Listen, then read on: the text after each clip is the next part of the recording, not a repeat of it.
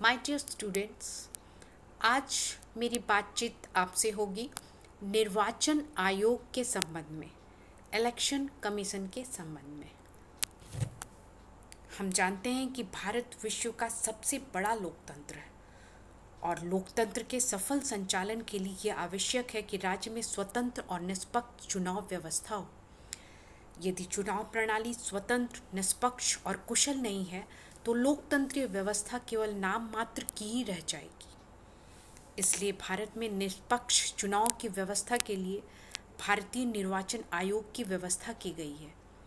हमारे भारतीय संविधान के आर्टिकल 324 सब क्लॉज 1 में निर्वाचन आयोग की रचना के संबंध में बताया गया है और यह कहा गया है कि इस संविधान के अधीन होने वाले संसद और प्रत्येक राज्य की विधायिका के समस्त निर्वाचनों और राष्ट्रपति एवं उपराष्ट्रपति के निर्वाचनों के लिए मतदाता सूचियों के निर्माण और उनके संचालन से संबंधित कार्य का अधीक्षण, निर्देशन और नियंत्रण, सुपरविजन, डायरेक्शन एंड कंट्रोल एक आयोग में निहित होगा, जिसे संविधान में निर्वाचन आयोग या इलेक्शन कमीशन कहा गया है।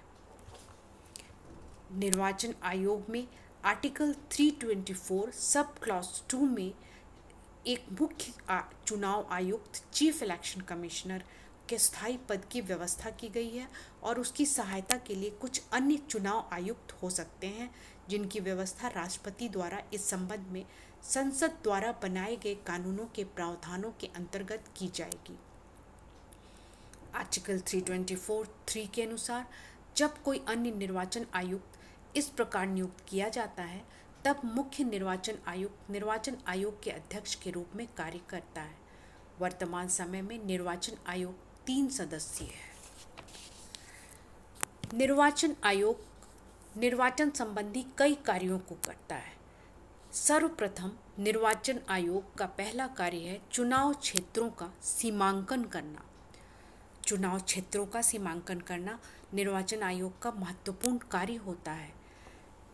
प्रथम निर्वाचन में यह सीमांकन का कार्य जनप्रतिनिधि अधिनियम 1950 के अंतर्गत किया गया था, लेकिन बाद में संसद द्वारा परिसीमन आयोग अधिनियम 1952 पारित किया गया।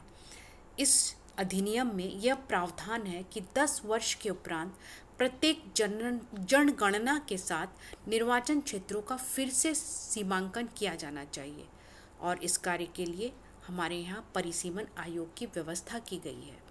मुख्य चुनाव आयुक्त इस परिसीमन आयोग का अध्यक्ष होता है और इसके अतिरिक्त इसके सदस्यों में 2 सर्वोच्च न्यायालय और उच्च न्यायालयों के अवकाश प्राप्त न्यायाधीश होते हैं।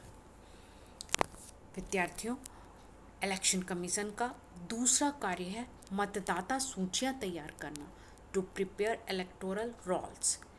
निर्वाचन आयोग लोकसभा और विधानसभा के प्रत्येक आम चुनाव और मध्यावधि चुनाव से पूर्व मतदाता सूचियां तैयार करता है। मतदाता सूचियां इस आशय से और इस ढंग से तैयार कराई जाती हैं कि वे सभी व्यक्ति जो मताधिकार की योग्यता रखते हों मतदाता सूची में सम्मिलित हो जाएं और कोई भी ऐसा व्यक्ति न रहे जो योग्यता रखते हुए भी मताधिकार से वंचित रह जाए। इसके अलावा विभिन्न राजनीतिक दलों को मान्यता प्रदान करना यह भी निर्वाचन आयोग का ही कार्य है। विभिन्न राजनीतिक दलों को मान्यता प्रदान करने के लिए निर्वाचन आयोग कुछ कसौटी निश्चित कर लेता है। जैसे प्रथम आम चुनाव के पश्चात आयोग ने अपनी कसौटी के आधार पर यह निश्चित किया कि राष्ट्रीय दल के रूप में केवल उस दल को मान्यता दी जा सकती थी जिसने संसद के चुनाव में कुल डाले गए मतों में कम से कम 3% मत प्राप्त किए हों। इस प्रकार राज्य के दल के रूप में उस राजनीतिक दल को मान्यता दी जा सकती थी जिसको विधानसभा के लिए कुल डाले गए मतों के 3% मत प्राप्त हों। इस प्रकार उस समय केवल कांग्रेस, कम्युनिस्ट, प्रजा समाजवादी पार्टी और भारतीय जनसंघ को ही राष्ट्रीय दल के रूप में और 19 दलों को राज्य दल के रूप में मान्यता प्रदान की गई। तो हम ये देखते हैं कि विभिन्न राजनीतिक दलों को मान्यता प्रदान करने का कार्य निर्वाचन आयोग का ही है। इसके अलावा राजनीतिक दलों को आरक्षित चुनाव चिन्ह प्रदान करना यह भी निर्वाचन आयोग का एक महत्वपूर्ण कार्य है। निर्वाचन आयोग राजनीतिक दलों को आरक्षित चुनाव चिन्ह आवंटित करता है।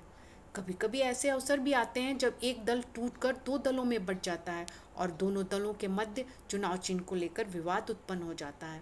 ऐसी स्थिति में आयोग से यह अपेक्षा की जाती है कि वह निष्पक्ष और न्यायिक ढंग से विवाद का निपटारा करे। उदाहरण के लिए 1971 में लोकसभा के मध्यावधि चुनाव के अवसर पर सत्तारूढ़ कांग्रेस और संगठन कांग्रेस के बीच अविभाजित कांग्रेस के चुनाव चिन्ह दो बैलों की जोड़ी पर विवाद उत्पन्न हो गया। चुनाव आयोग ने अपना निर्णय सत्तारूढ़ कांग्रेस के पक्ष में दिया और अपने निर्णय के समर्थन में बहुमत के नियम को तर्क के रूप में प्रस्तुत किया। तो हम यह देखते हैं कि राजनीतिक दलों को आरक्षित चुनाव चिन्ह प्रदान करने का कार्य निर्वाचन आयोग करता है। इसके अतिरिक्त अर्थ न्यायिक कार्यों को भी निर्वाचन आयोग करता है। इसमें दो कार्य महत्वपूर्ण हैं।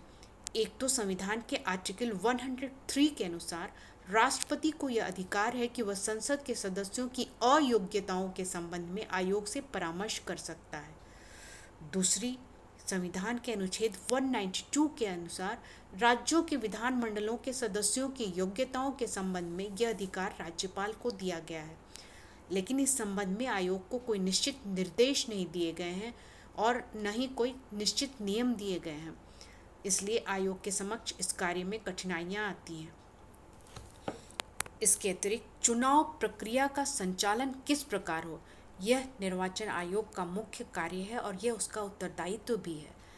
जनप्रतिनिधि अधिनियम 1951 की धारा 14 के अनुसार चुनाव प्रक्रिया का प्रारंभ राष्ट्रपति द्वारा किया जाता है। इसके पश्चात निर्वाचन आयोग अपनी अधिसूचना जारी करता है, जिससे वह नामांकन भरे जाने, उनकी जांच किए जाने, नामों की वापसी और मतदान की तिथियों की घोषणा करता है।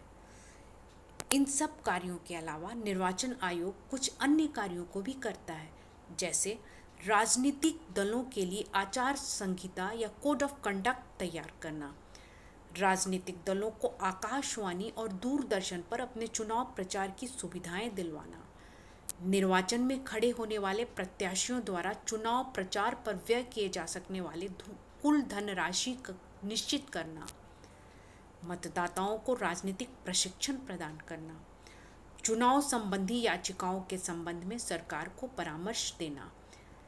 निर्वाचन आयोग से यह भी अपेक्षा की जाती है कि वह समय समय पर सरकार को अपने कार्यों के संबंध में प्रतिवेदन देता रहेगा और चुनाव प्रक्रिया में सुधार के लिए सुझाव भी देता रहेगा। इस प्रकार हम यह देखते हैं कि निर्वाचन आयोग को चुनाव संबंधी कई महत्वपूर्ण कार्यों को करना पड़ता है। भारत में कई आम चुनाव हो चुके हैं और उन चुनावों में कई समस्याएं भी उभर कर सामने आई हैं। जैसे हम ये देखते हैं कि हमारे यहाँ जन समर्थन और अनुपात में गंभीर अंतर दिखाई पड़ता है। निर्दलीय उम्मीदवारों की भरमार रहती है, चुनाव में सरकारी मशीनरी का दुरुपयोग होता है और निर्वाचन अधिकारियों पर अनुचित दबाव होता है। चुनाव में काले धन की भूमिका भी महत्वपूर्ण दिखाई पड़ती है और मतदाता सूचियों की अपूर्णता को भी हम देखते हैं। चुनाव के भ्रष्टाचार का तो कुछ कहना ही नहीं, किंतु इन सब के बावजूद हम यह कह सकते हैं कि निर्वाचन आयोग ने पिछले कई चुनावों में अपनी भूमिका बड़ी महत्वपूर्ण ढंग से निभाई है और उसके तत्वावधान में भारत में हमेशा से चुनाव होते आए हैं। मैं उम्मीद करती हूँ कि मेरे इस लेक्चर से आपको निर्वाचन आयोग के कार्यों के संबंध में उचित जानकारी मिल गई होगी। धन्यवाद।